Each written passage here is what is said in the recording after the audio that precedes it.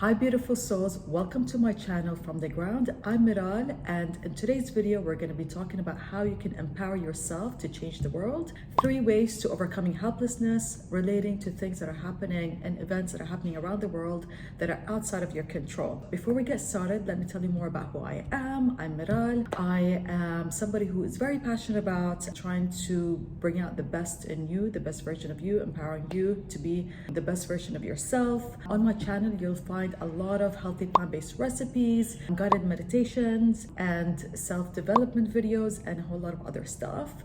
I'm also a certified holistic nutritionist and a meditation teacher, coming with over 10 years of experience in the corporate world. I'm obsessed with anything that's health and wellness. That doesn't mean perfection by any means. I'm also a work in progress every day, but it's more about approaching health and happiness in a holistic way, in a realistic way. Don't forget to smash that follow, subscribe button. I know that a lot of people are feeling the weight of the world on their shoulders, feeling very helpless about the things that are happening around the world, whether it's with war, world hunger, climate change. And it can be very overwhelming and scary, the feeling of helplessness. Before we get started into the 3 ways that you can work on the feeling of helplessness, let's first start the obvious. Obviously that you can absolutely take direct actions towards your cause. So whether it's volunteering, raising awareness, donating, and so much more, those are very important actions and things that will create tangible results. However, in today's video, what I want to actually address are 3 things that you can do beyond that, because a lot of people are taking direct action towards these causes, but they're still feeling helpless, they're feeling guilty about still moving on with their lives or doing their day-to-day things, and they feel very burdened by not being able to do more. We're going to focus on personal growth and well-being, because being the change starts from within. So let's combine the power of direct action with also some of these 3 tips that are also going to indirectly bring positive change. First up is self-development. Be the change in your home. In a world where there's a lot of conflict and division, what happens within the walls of your home can send ripple effects on the change outwards. Responding with composure and using thoughtful language when expressing your views, whether it's online, offline, on social media, will only be a positive representation of your views. It's not about silencing the negativity that's out there. I think that's impossible to do. What's important is to drown out those negative and hateful comments and voices that are out there. It's about drowning those voices. It's about contributing with more positive, thoughtful, and articulate communication and messages to help bring more goodness to the table. I think recognizing that you can't eliminate negativity and people with bad intentions, but what you can do is overwhelm it with positivity. Bridging gaps between people will only help showcase the similarities instead of only focusing on the differences. Now let's talk about the small daily efforts that add up and make a huge difference in the long term. For example, it's so important to speak your mother language to your children. Why? Because when you're doing that, you are going to raise a generation of people that are proud of their identity, regardless of where you are from. This applies to everyone. This is about raising children that are part of their identity, that are confident, that are not looking outwards for influence, rather being very secure about themselves as individuals, but at the same time being well-traveled and well-read, so you can appreciate, recognize, and admire the achievements of other countries and other cultures simultaneously. So making that way you are raising a generation that are secure, that is empathetic, sees the similarities between people that come from different backgrounds or lead different lifestyles. This journey of self-development, there's no cap to it. You can always broaden your understanding of a specific topic, deepen your empathy. Reading, doing all these things in your daily life will really, at the end of the day, contribute positively to the world and also your cause. Neil Pasricha once said, and I'm paraphrasing here, that people that read novels become more empathetic, helping you understand emotions and different perspectives. So work on yourself,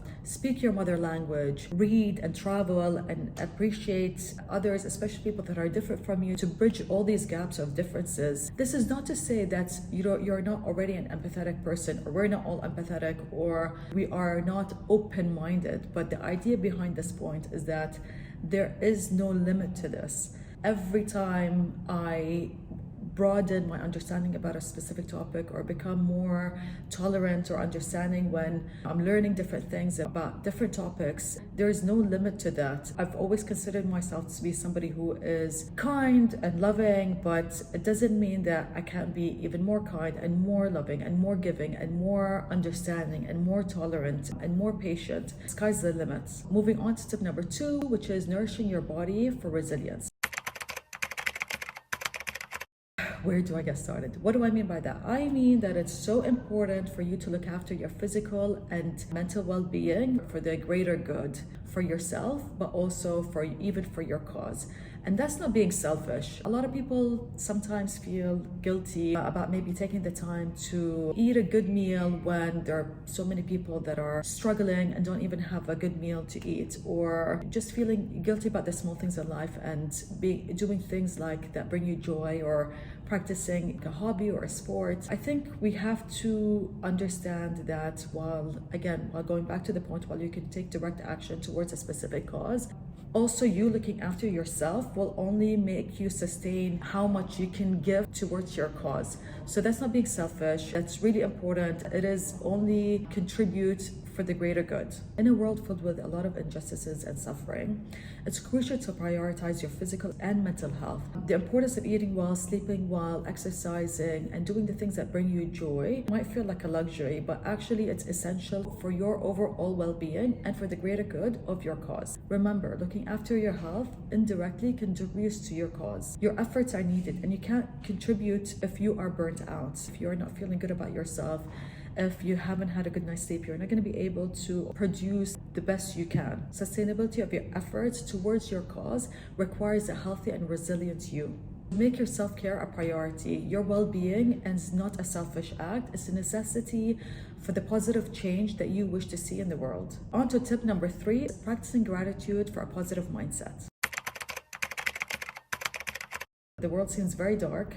It is so important to try to practice gratitude to help manage your mindset, and in turn that will contribute to your cause. Despite the suffering, there is hope, there is positivity, there are people that are doing good work. So practicing gratitude allows you to acknowledge and appreciate the positive aspects of the world, even in challenging times. It's not about denying the reality, but it's about finding the strength and resilience in the midst of adversity. Keeping a gratitude journal, reflecting on the positive moments and expressing gratitude for the efforts of those working towards a positive change. When you cultivate the gratitude, you create a positive mindset, and that fuels your ability to contribute meaningfully to the cause. More intentional actions and less emotional reactions. Those are my 3 tips to overcome helplessness and empower yourself to change the world. Self-development, really looking after your physical and mental health for resilience. And finally, it's about practicing gratitude.